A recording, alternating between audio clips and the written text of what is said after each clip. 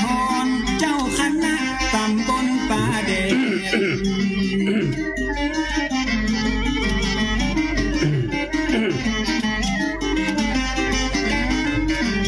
เจ้าอาวาสวัดบ้านสิ่งคำมาจะได้น้อมนำธรรมะ108ใกล้ตัวใกล้ตาล้อมแม่ที่เฮาได้หันตึงวันปรมัตถ์สัทธรรมพระพุทธยังยุดโคตรโลกโมหันมาเตือนสติหูตันแล้วจะเบิกบานสดชื่น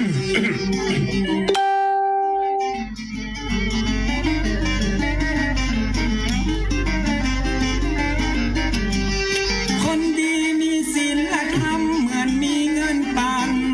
เงินหมื่นมีศีลบ่ทุกคมคืนมีทำใจบ่อ่อนแอ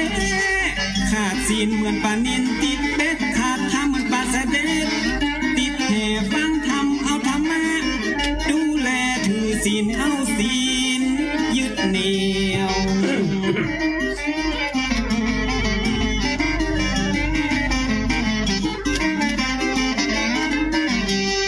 ถึงโลกนี้จะวุ่นวายจิตใจไปไหน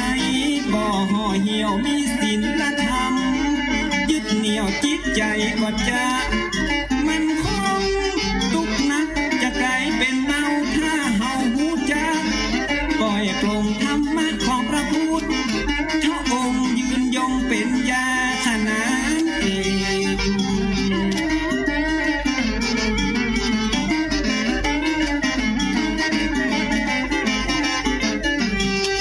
รายการเราทำการเมืองนำเรื่อง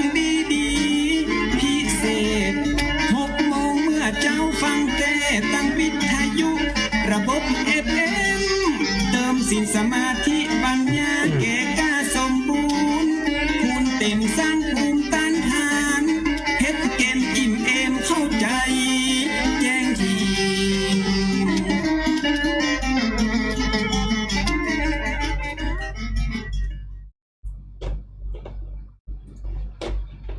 ก็ขอ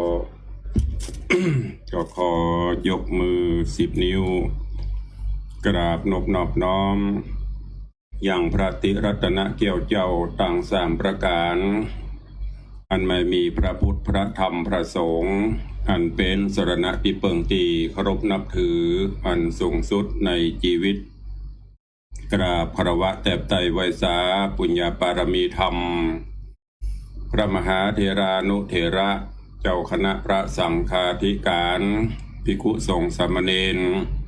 จุตนจุองค์โดยความเคารพเจริญสุขเจริญปรญาติโยมศรัทธาสาธุชนพุทธบริษัททุกท่านก็ขอน้อมต้อนรับทุกท่านเข้าสู่รายการมรดกธรรมกับเมืองตั้งสถานีวิทยุกระจายเสียงพระพุทธศาสนาแห่งชาติและสังคม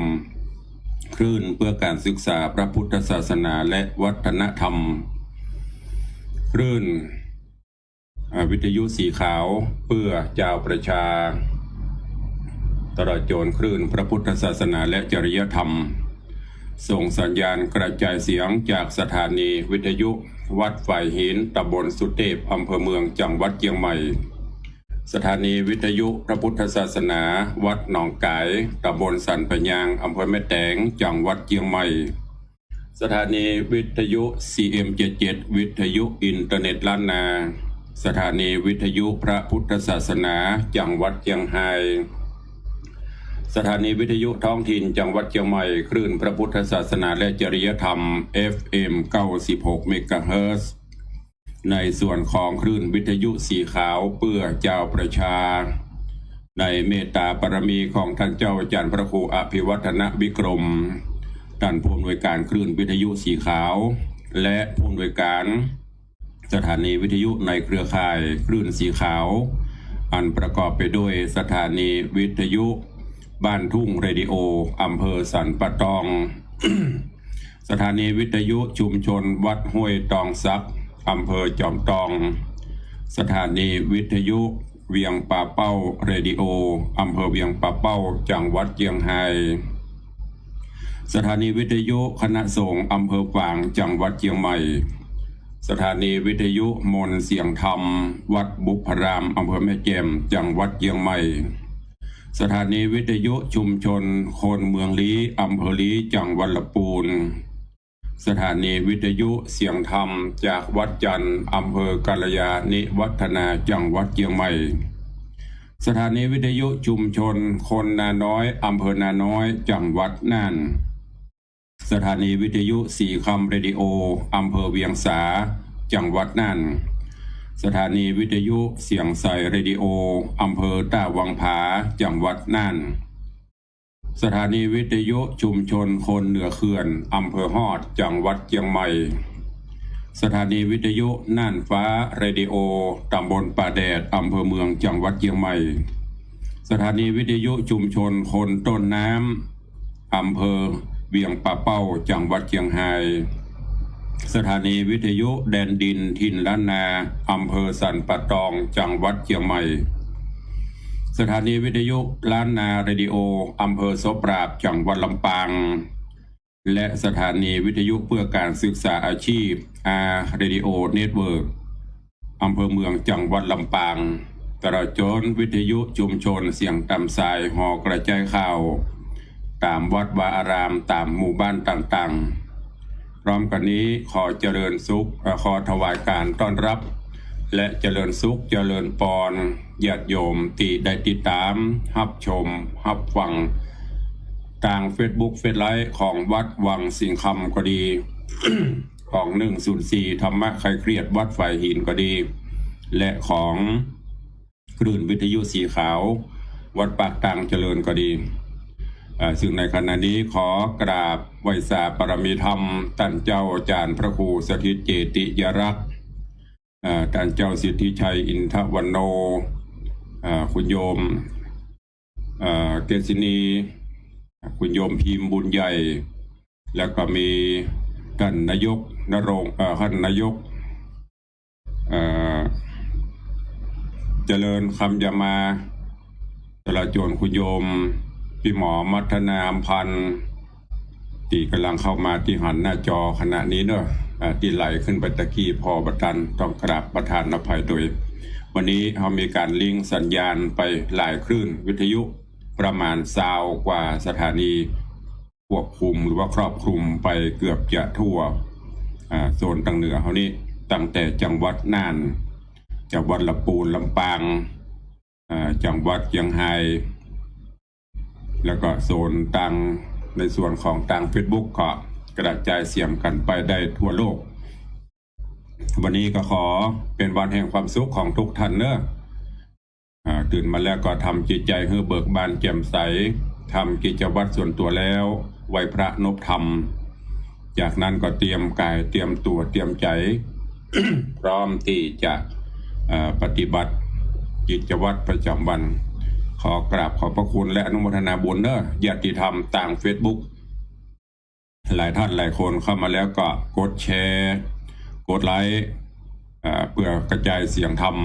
เป็นการฮือธรรมะเป็นตาลสู่ในกลุ่มเพื่อนๆโดยพร้อมกันวันนี้อากาศก็อึมครึมหมอกเย็นสบายบางครั้งตั้งตะวากับฝนฟ้าตกมาพ่องก็สร้างความชุ่มฉ่ำชุ่มเย็นคลายความร้อนกันไปได้เปราะหนึ่งที่จะได้ก็ตามเนอะตอนนี้ก็เตือนกันตลอดเกี่ยวกับโรคระบาดโรคภัยไข้เจ็บอันเป็นสงครามโรคสงครามโรคที่กำลังระบาดไปทั่วโลกอยู่ในเวลานี้ต่างหมอต่างเจ้าหน้าที่บุคลากรทางการแพทย์นักวิทยาศาสตร์เพิ่นก็กำลังคิดค้น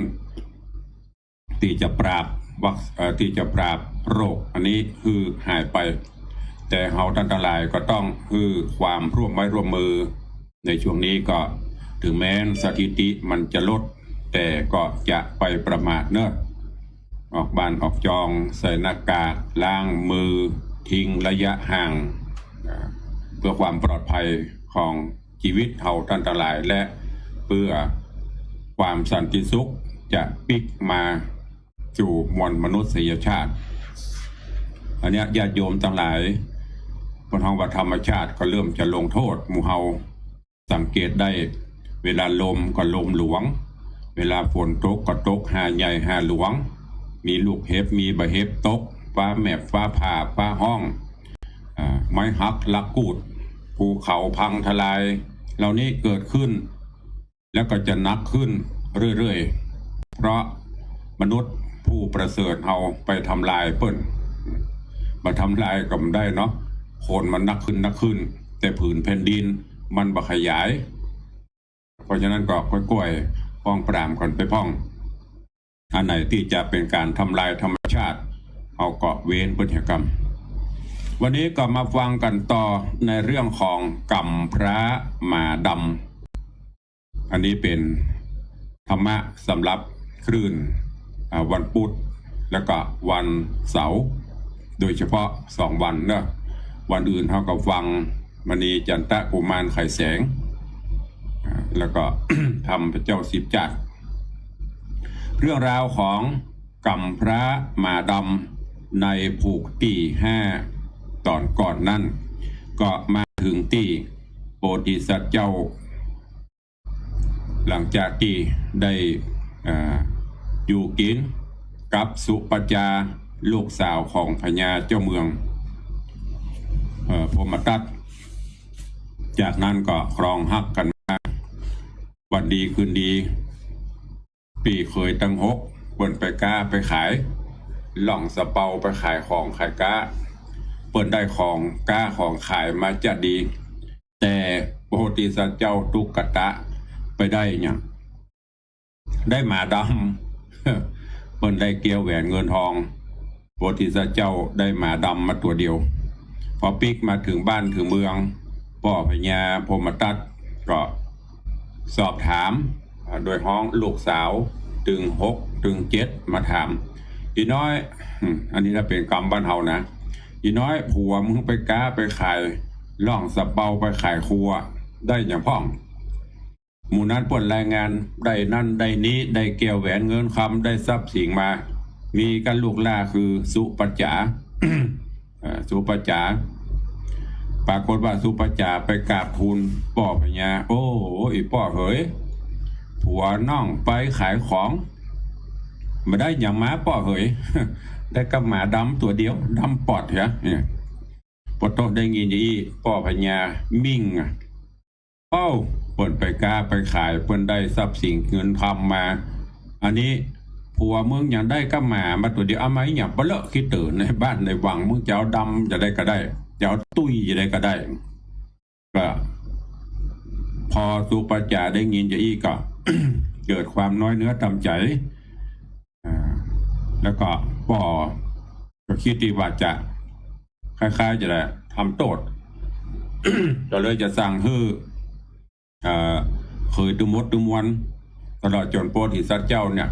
ไปเสาะล่าหากวางหาฟันหาเนื้อหนังมังสาในป่าพอได้ยินจะอีสุปัจจาก็ปิกมาบอกให้ โพธิสัตว์เจ้าให้คำบานมาโซตุกตะโพธิสัตว์ก็ถามนี่อย่างน้องให้อย่างไปเฝ้าป่อปิกมาจะได้ว่าให้สุปัจจาก็บอกว่าโอ้ไอ้เหยป่อพ่นบอกป่อให้เปิงใจเนอะพี่ไอ้พี่เก้าเคยตั้งเก้าเปิดได้ทรัพย์สิ่งสลิงคานมามีกะพี่ไอ้คนเดียวเจ้าปีคนเดียวก็ได้มาป่อทำบอกให้เปิงใจตาได้แล้วประเดี๋ยวนี้นะป่อพ่นสั่งไปเสาะ ล่าหากวางหาฟันหาเนื้อเอามาโพธิสัตว์ก็บอกว่าโอ้อีน้องมันถ้าไปเดือดฮ้อนมันถ้าไปตกใจอย่างเดี๋ยวพี่จัดให้ แล้ว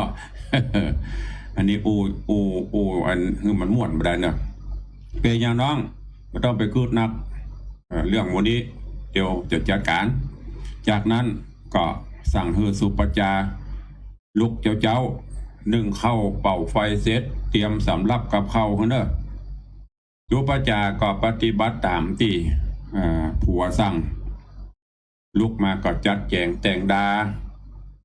เข้าป่าอาหารเครื่องที่จะเดินทางเข้าป่าจ จากนั้นก็เอาไปมัดติดหลังหมาดำแล้วจะถึงโพธิสัตว์เจ้าถึงหมาดำก็ปากันลงจากบ้านจากจองเข้าผ่าไม้ไผ่สนไปในตอนที่แล้วมาถึงทัตตินีวันนี้ฟังกันต่อว่าโพธิสัตว์เจ้าแล้วก็หมาดำตลอดจนหมู่เคยทั้งหลายจะไปป่าจะไปพบจะไปปะอย่างพ่องปัญหายังจะประสบจะมาคือแก้แหมพ่องไปตั้งหน้านี่ก็ต้องแก้ไปเป็นเปาะไปอันนี้ญาติโยมทั้งหลายคนเฮาประสบปัญหาอันใดก็จะไปฟังคิดนักจะไปฟังน้อยเนื้อต่ำใจปัญหาทุกอย่างมีทางแก้ก้อยแก้ไปโดยใจดาบสลีกันใจก็คือพญาปัญญาเขาเนี่ยแก้ไปจะไปวู่วามจะไปตัดสินรวดเร็วสุดท้ายเขาจะแก้ไขสถานการณ์ประตันถ้ามันมีอย่างเกิดขึ้นมันนับก็ไปปรึกษาหารือผู้รู้ผู้จ๋าอย่างลูกหลานตันเต้าก็เหมือนกันพี่อย่างเกิดขึ้นก็ก็จ๋ากับป่อกับแม่เพื่อที่เพิ่นจะช่วยเคลียร์ช่วยแก้ปัญหาคือมันนับเป็นเบาเป็นบางเบาบางก็คือมันจางหายไปที่มันเป็นข่าวทุกวันก็เพราะไม่ได้คิดไม่ได้พิจารณาตัดสินอย่างต่างๆด้วยความรวดเร็วปัญหามันจึงเกิดขึ้นเนอะวันนี้ก็มาฟังกันต่อกำพระมาดำในผูกที่6แล้วตารายการเวลาพอมีเขาก็ค่อยมาพบปะอุจาภาษาหน้าใหม่ดังที่ได้ปฏิบัติกันส่วนญาติโยมที่เข้ามาชมทาง Facebook ก็มีอย่างที่จะติชมก็คอมเมนต์ลงไปได้เนอะแล้วเสร็จเวลาหมดเวลาก็จะได้มาเปิดตอบในคอมเมนต์ต่อไปณโอกาสบัดนี้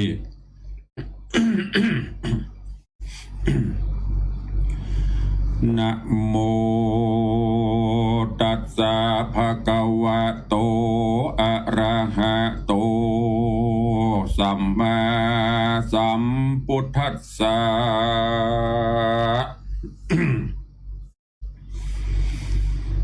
สาธโวฟังลาโสตุจนะสัพปุริสะตังหลายตั้งหญิงและใจหนุ่มเท่าตีได้ปากันเราที่ตามทาดาฟังยังลัสธรรมเทศนากำพระมาดำลำดับมาหอดยังกำพระมาดำปอดเข็นใจป้อพญาจำปาเสาะหากวางฟันในป่าถูกดุด่าลายประการแสนทุกผ่านบ่ใจน้อยสุปัจจายอดซอยเวตนาอาถาน้อยกาดละนอนมหาสัตโตอันว่ามหาสัตเจ้าก็กล้วยเตียวไต่เต้าเข้าไปมหาวะเนตในป่าใหญ่ไพรนาปุ้ยเป็นอันไกลตามากนักติดกับด้วยมาหักดำปอดตัวนั่นเจ้าก็ไปจอดย่ำยังปืนเก้าไม้ใหญ่ไม้หลวง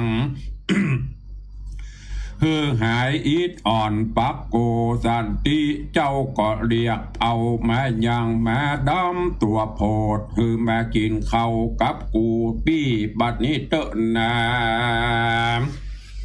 ในกาลาเมื่อนั้นมหาสัตว์เจ้ากินข้าวอิ่มแล้วก็ปาเอามาดำกรัดแล้วเดินตังไปในป่าแล้วก็บอกขี้ญา ถ้าอาการฮือแก่มาดำว่าถ้าหากเจ้าเข้าไปในป่าแล้วในเมื่อเจ้าหันอย่างเกี้ยวแหวนเงินคำหน้าที่ใดขอเจ้ากูจุ่งสัญญาเห่าหอนบอกฮือแก่กูปี้ได้ยินแต่เตอะนาแยมนานสุนัขะกันหาอันว่ามาดำปอดแสนหูหอดกำโคน มันก็เอาหูดังดมไปในต่างนาติสวามันก็หันยังเกี้ยววิตูลลูกนึ่งงดงามยิ่งนักหนามาดำตัวหักมันก็เห่าหอนอยู่หันตามถ้อยกรรมอันมหาสัจเจ้าหากสัญญาไว้แก่มันต่างสุตว่าอันว่ามหาสัจเจ้าได้ยินยังมาดำปอดแห่งตนเห่าโหยโหนฮือสัญญาณตนดังอันเจ้าก็เข้าไปดูที่จันที่มาดำตัวนั้นเห่าติสวาเจ้าก็เต้าหันยังเกี้ยวบิตุนลูกนึ่งมีรัศมีร่างสีสายส่องแจงไปตัวบริเวณเจ้าก็ย่อเกณฑ์เก็บใส่ถุงห่อเข้าแห่งตนแล้วก็โหนปีกปอกขึ้นเมื่อสู่เฮือนแห่งตนพร้อมด้วยมาดำตัวฉลาดหูกำโคนเขาทั้งสองก็ปากันเดินไปอย่างในเวียงในขณะยามนั้นก็เป็นเวลาพระสุริยากรากราดกร้อยตกต่ำลับลำดอยไป ข้ามลับดอยไปแล้วปอรุ่งแกงควายงามดีเจ้าก็ตักน้ำสุยนาและถ้ากินเข้าง่ายแล้วเดินสอดแอวไปแทมไปสู่ละแวกขอกแคมที่อยู่แห่งตนบ้านดังนางแก้วสุปจากับแม่ย่าเฒ่าเมื่อหันยังมหาสัจเจ้ากับหมาดำป้ากันมาสู่เฮือนตนแล้วเขาทั้งสองมีใจดีผ่องแผ้วมาต้อนรับยังมหาสัจเจ้าแล้วจะยังตินขันได้แล้วนางสุปัจจาก็ลงจากเฮือนมาฮับมหาสัจเจ้าขึ้นสู่บนเฮือนแห่งโตนเจ้าก็ทาโลนอิดอ่อนมากนักเหตุว่าเดินตังลัดมาไกลพร้อมกับหมากู้ใจดำปอดตัวนั่นกันว่ายังหายอิดอ่อนแล้วนาสาไอญาอ่านว่าอีญาก็สะเวลเข้าสู่ห้องครัวก็จัดแต่งตาเข้าน้ำโภชนาอาหารมาฮือแก่มหาสัจเจ้าการว่ามหาสัจเจ้าสะเวยอิ่มหนำสำราญแล้วนางดอกแก้วสุปัจจาเมียฮักมหาสัจเจ้าปุตสิก็ถามบาดดูราพี่เป็นเจ้าแห่งน้องก็พี่จะต้องเดินเข้าป่าใหญ่ไพรโซนกูพี่จักใดอันใดมาพ้องจามหาสัจเจ้าจริงตอบแก่เมียแห่งตนว่าผัดเตดูราเมียฮักแก่ปุยแก่กูพี่เฮอกูปี้ไปเหี่ยวป่าในคราวนี้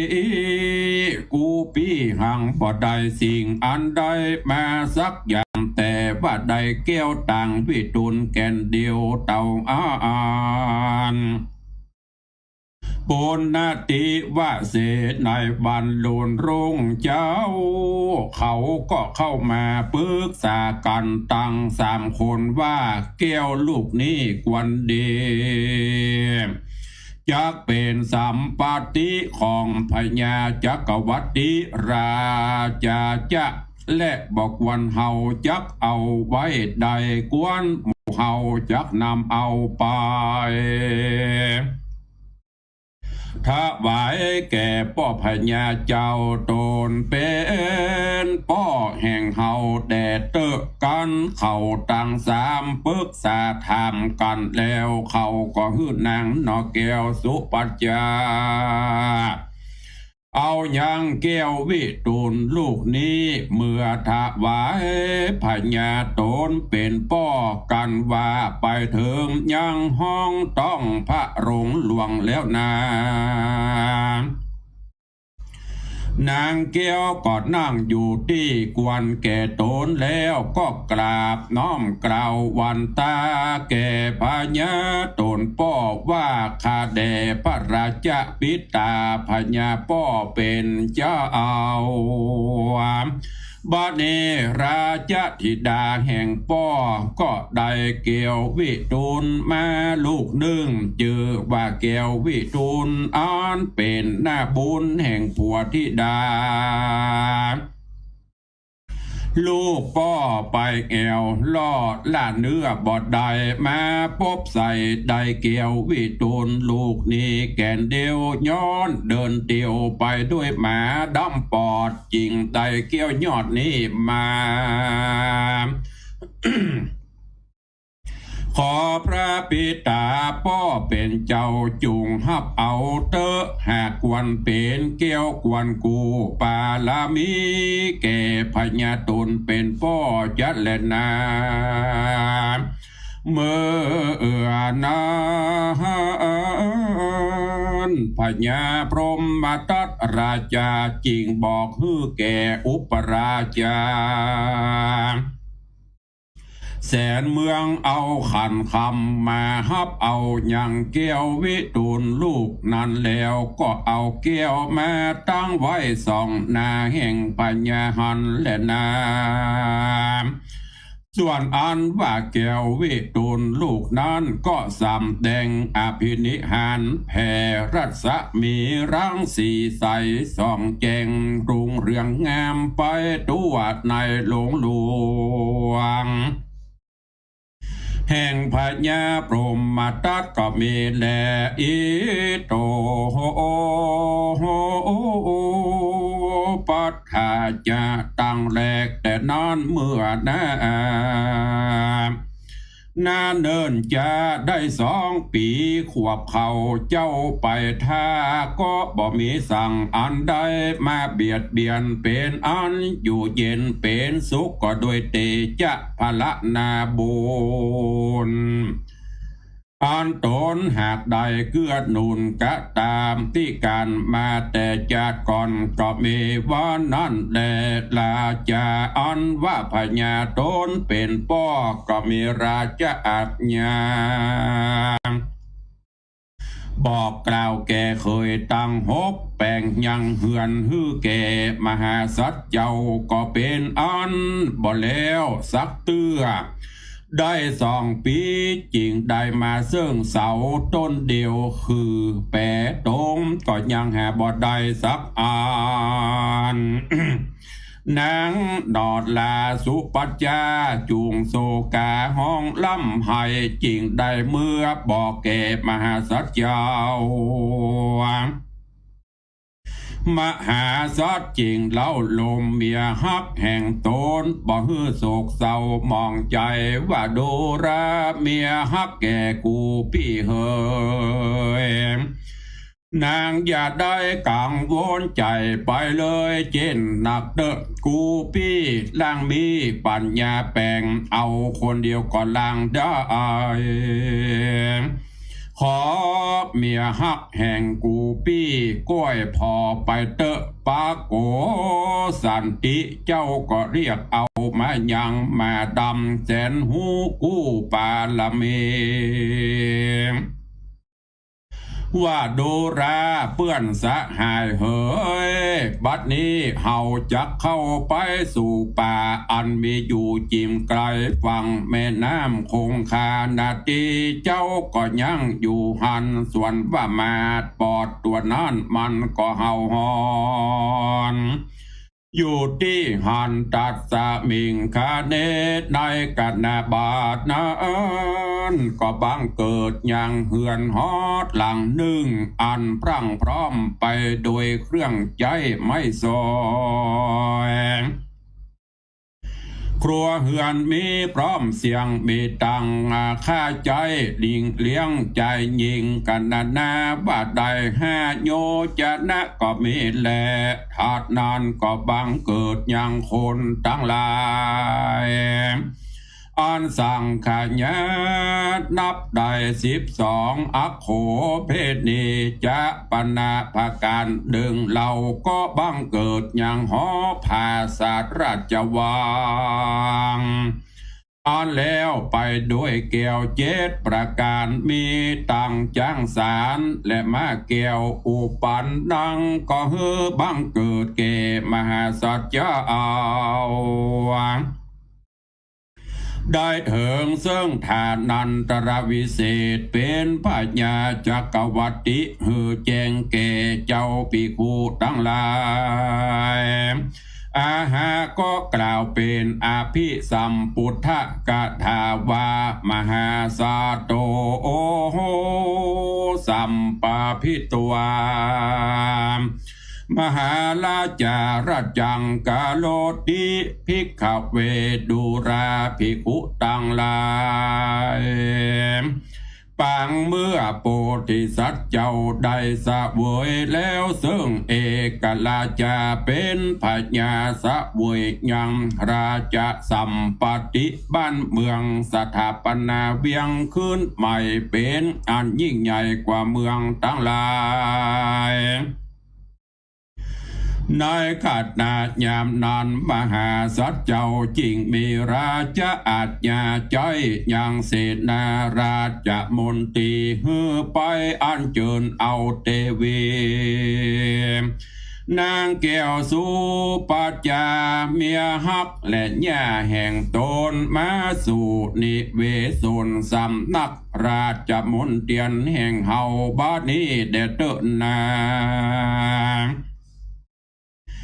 ยามนอนอามาตสาอันว่าอำมาตตั้งลายเขาก็ฮับเอาราชอาญาแห่งพญาตนใหม่แล้วก็รีบไล่ไปเร็วปั่นนักกันไปฮอดเถิงเติงยางนางแก้วสุปัจจาเนี่ยเท่าแล้วนั่นก็เข้าไปกราบไหว้ทูลสาแก่เจ้ากูทั้งสองอิตานิมหาสัจเจ้าใจฮือผู้ข้ามาอันเจิญเจ้ากูทั้งสองจุงเสด็จปองเมื่อสู่สำนักมหาสัจเจ้าแดเตนายามนานสุปัจจานอดเดากับอีแย่เท่าก็ฮับเอากำเสนาบดีเขาก็แห่แหนแต่เขาตั้งสองแวดล้อมเต็มไปด้วยคนมาปวงหลวงลายตั้งยิงใจเดือดนั้นมีกองเข้าไปเขตห้องเวียงใหม่แล้วดังอันตัดที่นั้นเต็มไปด้วยห่อเหือนเตต้องห้องภาศาสราชวังอันประดับไปโดยจ้อน้อยตุงใจตัวไปถึงเมืองและการวาดนางแก้วสุปัจจาเมียฮักกับแม่เท่าไปหอดแล้วเล่าดังนะมหาสัตว์ก็มาต้อนรับจับเอาอย่างแขนนางแก้วสุปัจจาปิญญาภริญญาแห่งตนขึ้นสู่ห้องต้องพะลงหอพระโรงหอผาศาสตร์แห่งตนพร้อมตั้งแม่เท่าก็มีวานนั้นและนาเนติตังขีญาสังวันนาจาห้องเหตุธรรมเทศนาสุนักกันหากำพระมาดำผูกทวนตี6 ก็บังโกมสมเรศเดช กำพระมาดำผูกทวนที่6ก็จบปริปุณนังไปเหมาะสมเปิงควรเกี่ยการละเวลาพอดี ก็ญาติโยมทั้งหลายฟังแล้วก็คือเก็บเกะก้อนไกเอาแก่นสารเนอะเอาไปประพฤติปฏิบัติ ซึ่งในตอนนี้หลังจากที่พ่อพญาได้สั่งให้ตุกตะไปเสาะหาสิ่งสาราสัตว์ในป่าปรากฏว่าตุปจาพอได้ยินพ่อสั่งลงอาญาจะอีก็กลัวสามีกาจะมีอันเป็นไปตรงกันข้ามโพธิสัตว์เจ้าบอกว่าน้องเฮ้ยไม่ต้องเดือดร้อนน้อยเนื้อต่ำใจอย่างปีจะไปจัดการ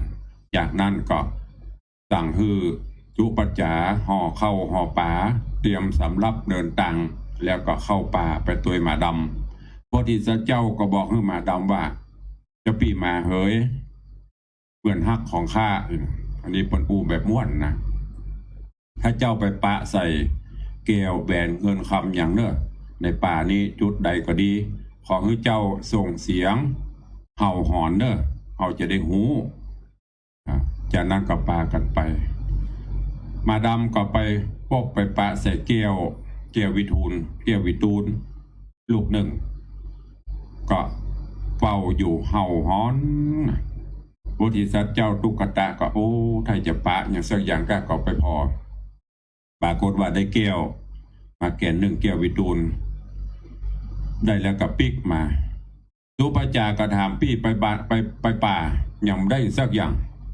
กวางกับหันกวานกับปะสิ่งสารสับได้สักอย่างแล้วได้อย่างมานี่โพธิสัตว์เจ้าตุกตะก็บอกโอ้ได้มานี่อย่างเดียวแก้วนี่เป็นแก้ววิเศษเนอะ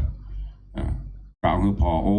แสงรัศมีส่องประกายแวววับถึง3ตึงตุกตะ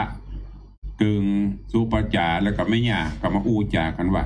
แก้วนี้บกวนกับเขาควรจะเอาไปมอบถวายคือป่ออยู่ป่อพญาเจ้าเมืองหัวปวดตกลงกันแล้วก็เอาแก้วไปถวายแล้วก็บอกคือป่อพญาพรหมทัตป่อพญาก็ดีใจสั่งฮือเสนาอมาตย์เอาขันคำมาฮับพอตั้งอยู่บนขันคำแก้วแกนี้ส่งประกายรัศมีปะโถเป่งลึกเป่งลึงไอ้หมอกตะวันเนี่ยก็ไปต้องใส่เสาในห้องท้องพระดงมักเม็บก็พญาก็ดีใจจากนั้นก็เลยสั่งฮือเขยถึง6 คนเนี่ยไปแปลงบ้านฮือตุกตะเขยล่าเพิ่นเขาก็ไปแปลงจะขอยังว่านะเนาะบ่ได้ก็บ่คืบหน้ามีกระเสาเด็กๆตรงแวงคือแปมมีสักอย่างตุปจาก็มาเนื้อต่ำใจเมื่อได้จะได้อยู่เงินใหม่ตุกตะก็บอกน้องไม่ต้องเดือดร้อนไม่มีปัญหาจากนั้นก็ปากันจึงมาดำดันโดนไปแอวตำป่าตำเขาโดยความบุญญาบารมีก็ได้ไปพบไปปะใส่หอปราสาทเกี่ยววิมานคำเป็นเมืองแห่งเมืองหนึ่งอีกเด้อมีตึงเสนาอำมาตย์ข้าทาสจะบริพารโอ้นักก็ดีใจจากนั้นก็เลยสั่งฮืออันมาดำปิกไปบอกสั่งฮือจะเสนาอำมาตย์เมืองใหม่นะไปฮับเอาแม่ย่ากับสุปจาเพื่อเข้ามาสู่บ้านสู่เมืองใหม่นี่คือเรื่องราวของกำพร้ามาดำในตอนนี้ญาติโยมทั้งหลายอย่างก็ตามมันจะนักจะเบาเราต้องสู้จะไปว่าบ่ได้มันจำไปอย่างนั้นบ่ได้นะเอาไปจ้างนะบ่ฮู้นะจะไปว่าหูก่อนได้ก่อนนั่นน่ะได้ก็แก้ปัญหาไปตั้งหน้า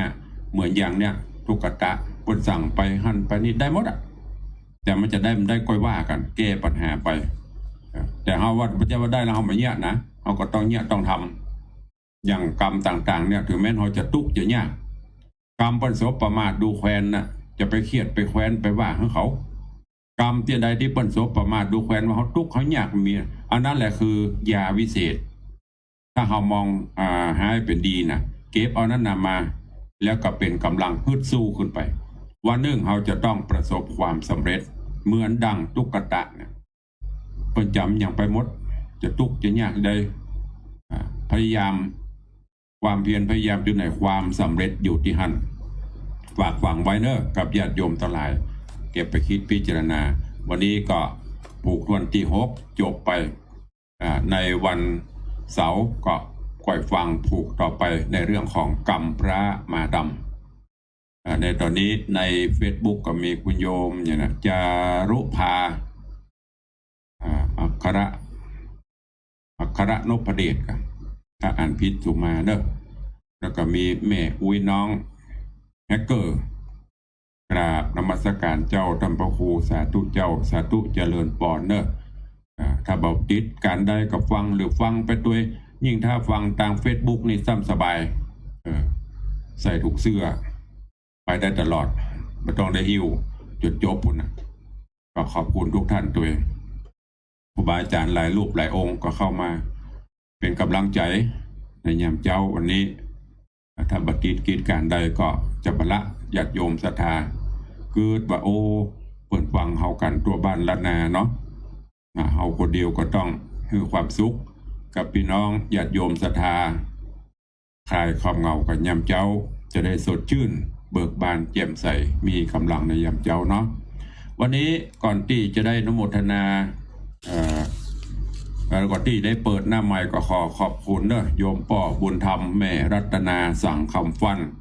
บ้านโป่งหนองเบียงปะเป้าร่วมโมทนาสมทบในการปิดทองสร้างยอดฉัตรทองคำพระธาตุเจ้าเจดีย์1,000 บาทคุณโยมจำรัดคุณโยมจรัสศรีฉายาทองพร้อมครอบครัวร่วมในการซื้อทองคำบูรณะพระธาตุเจ้ายอดฉัตรพระธาตุเจดีย์และปิดทองพระเจ้าทันใจแถม500 บาทตลอดจนคุณโยมพักขพรกัญญาภักดิ์สุมาแต่คุณโยมกัญญาภักดิ์หินเงินก็ร่วมทำบุญมา1,000 บาทเนอะขอบคุณอนุโมทนาบุญตัวเองในส่วนของชัดสัพพทนและชัดบริวารพระธาตุเจ้าเจดีย์ตอนนี้ก็ยังค้างแถม 2-3 ตั๋วท่านผู้ใดจะร่วมก็เจริญปอนเนอะขอเชิญทุกท่านเนอะร่วมสร้างตานะบารมีมหาบารมีใหญ่ด้วยการร่วมกันซื้อทองคำที่เราจะสร้างยอดปรียอดฉัตรอันสูงสุดของพระธาตุเจ้าเจดีย์ก็จะได้ร่วมกันสรรสร้างด้วยทองคำบริสุทธิ์ส่วนจะได้เท่าใดอย่างใดก็แล้วแต่บารมีธรรมของหมู่เฮาเจ้าข้าทั้งหลายตลอดจนครูบาอาจารย์ พระเจ้าประสงค์เขาตัวเองที่จะสร้างบารมีร่วมกันเนอะจะบริจาคเป็นวินจะบริจาคเป็นสลึงเป็นบาทเป็นอย่างก็สุดแล้วแต่ก็ฝากไปกับทุกท่านตัวเองเอาละเวลาเหลือน้อยเดียวเนาะวันนี้เราได้ลิงก์สัญญาณไปไกลหลายที่หลายต่างเพื่อพอออกไม่ออกศรัทธาคือหอดคือตึงหาตุลุงใครอู้ใครจ๋าก็จะได้อู้จ๋าประสานนาใหม่เนอะใครจะอู้จะเอ่ยตัวก็เข้ามา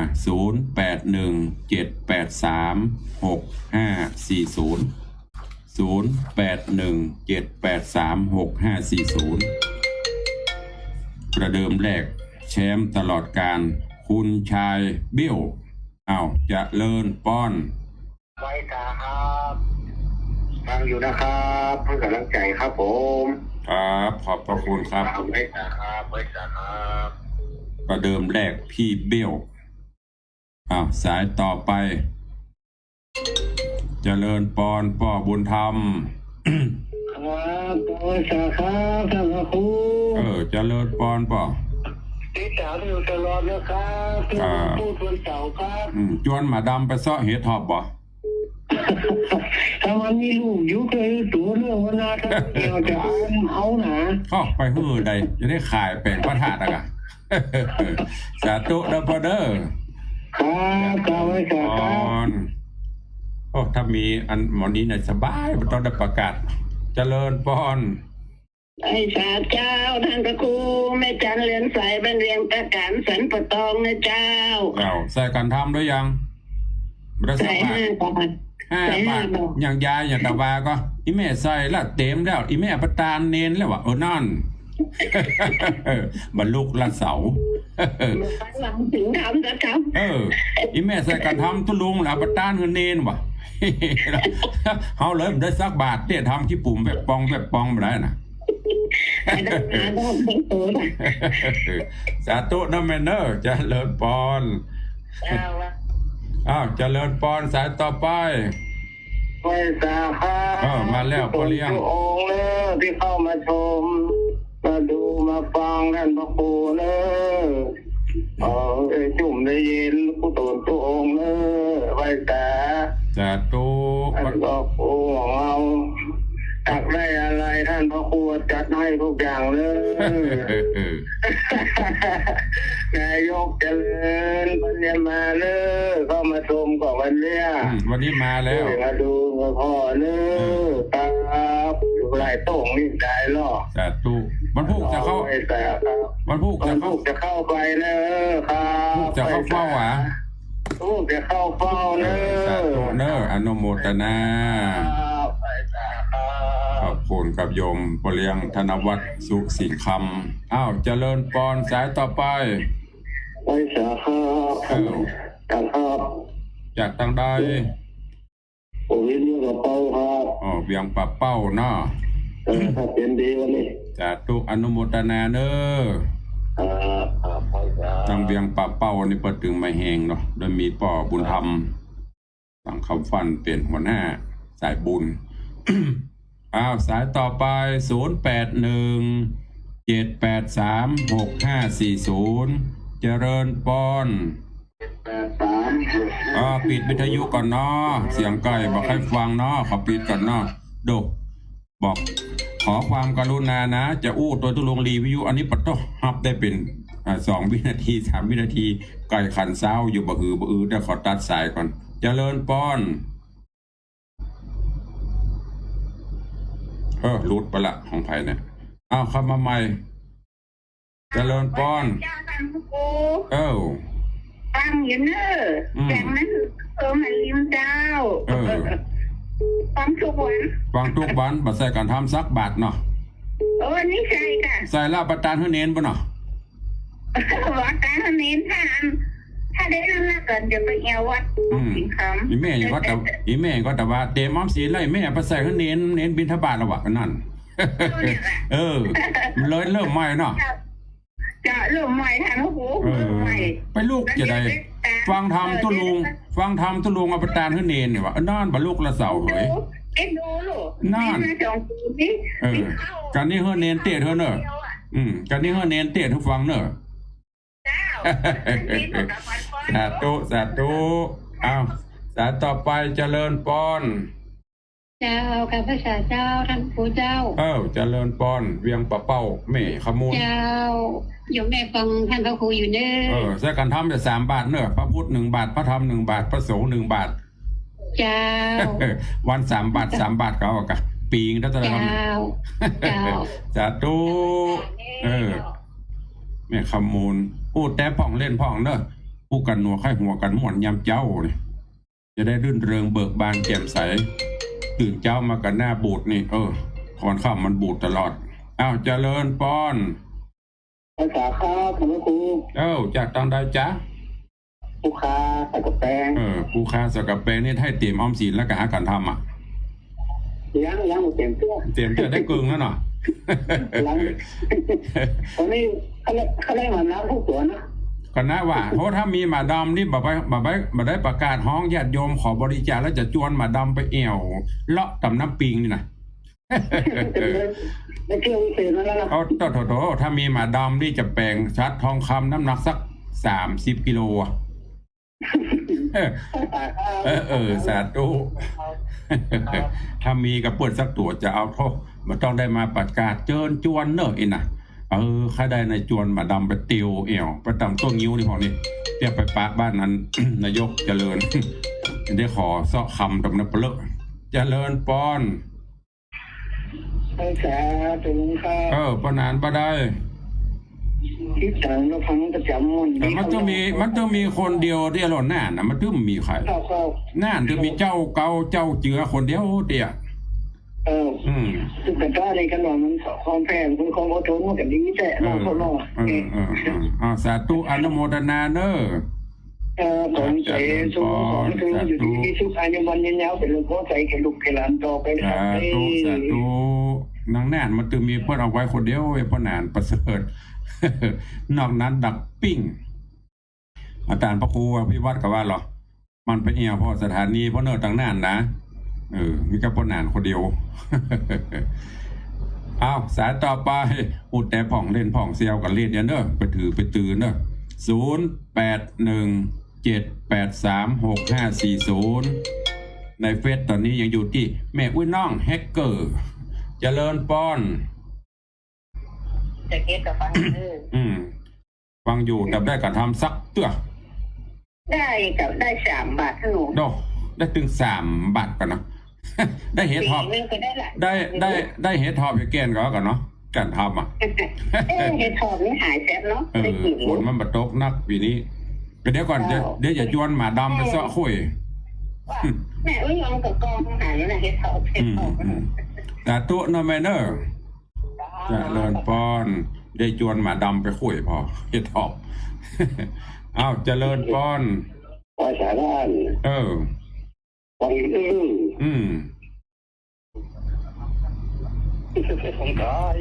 สาธุอนุโมทนาอ้าวสายต่อไป0817836540ที่โทรบัตรทันก็โทรมาเนอะวันนี้อาจจะกดไม่ทันเพราะมันนักเข้ามาใหม่เนอะในตอนนี้ทางการขอรวดรายงานผลเนอะพระเจ้าหลวงพ่อพระเจ้าตันใจครูบาตอนนี้ปิดทองเรียบร้อยไปแล้วก็คือครูบาศรีวิชัยแต่ว่าปิดทองเรียบร้อยไปก็คือหลวงพ่อสดวันนี้จะเริ่มสมเด็จพุทธจารย์โตหลวงปู่ทวดในส่วนของพระธาตุเจ้าเจดีย์ช่างก็เริ่มปิดหุ้มทองจังโกก็แหมสัก2 วัน 3 วันก็คงจะเสร็จแล้วก็จะคัดปิดทองต่อไปนี่คือความคืบหน้าการก่อสร้างเจริญป้อนทุกควอเตอร์อยู่ที่โคชลาลีพอจันเดงเป็นโคชลาลีฟังข่าวพิมพ์ฟังข่าวเงินโม่ก็ปอนใจตุอนุโมทนาตุโคชลาลีขอบคุณตัวเนอะเอาเจริญปอนสายต่อไปกับพระสาเจ้าท่านพระครูเจ้าจากทางไหนไม่สุเกี้ยวมันสีละพรสีเตี้ยมันรุ่งละปูนเด้อติดตามท่านพระครูตลอดเด้อใจกันทำแล้ว3 บาทเจ้าสาธุเจ้ากับพระสาเจ้าเด้อสาธุอนุโมทนาสายต่อไปวันนี้ได้3 บาทตะกี้3 บาท6 บาทเจริญป้อนสวัสดีค่ะหลวงพ่อสบายดีนะคะสบายดีกับเจ้าก็จะนั่นน่ะ อันนี้ไผ่โยมลาดอยู่หลังวัดตากระดาษค่ะบ่ได้เข้าใจเวลาจะหมดแล้วเป็นห่วงเจ้าสาธุอนุโมทนาเนอะจ้าสาธุเอาแล้วเนาะเวลาหมดพอดีเนาะโยมเนาะก็เดี๋ยวใครไม่ได้อูดโดยก็หลังใหม่เดี๋ยวมันจะไปกินเวลาของเปิด7 โมงตรงวันนี้ก็ขอนำรายการจากญาติโยมจากครูบาอาจารย์ท่านเจ้าไปก่อนเนาะกำลังอู้กันหนัวไข้หัวกันม่วนยำเจ้าก็วันนี้ก็ขอให้ทุกท่านได้มีความสุขกายสุขใจเนอะคิดมุ่งมาปรารถนาสิ่งใดก็ขอให้สำเร็จผลทุกประการเดินทางไปตะไดก็ขอให้เกลียวกราดปลอดภัยจากอุบัติเหตุเพศภัยเนอะอยู่ดีมีสุขเจริญไปโดยอายุวันนะสุขะพละเหมือนกันทุกตนทุกองค์ทุกคนทุกท่านเทินอายุวันโน